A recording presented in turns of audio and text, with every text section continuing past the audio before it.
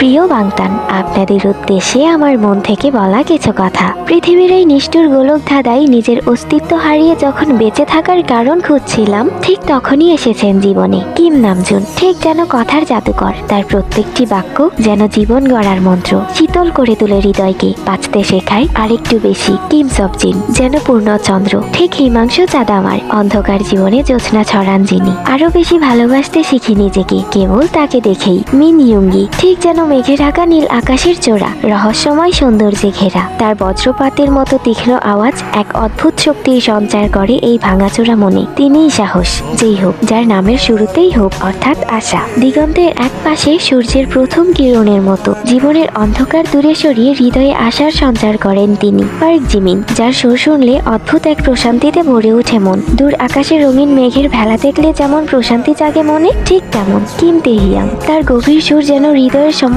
সংশয় দূরে ঠেলে দিয়ে নিজেকে নিজের মুখোমুখি হতে শেখায়, হাত ধরে দাঁড় করায় নিজেকে নিজের সামনে। জিওন জংকুক ঠিক যেন বয়ে চলা নদীর মতো, তার কাছ থেকেই শিখি থেমে গেলে চলবে না, স্বপ্ন পূরণের পথে নিজেকেই নিজের পথ তৈরি করে নিতে হবে। জীবনে আসার জন্য অসংখ্য ধন্যবাদ বাংতান। ভালোবাসতাম, ভালোবাসি এবং সারা জীবন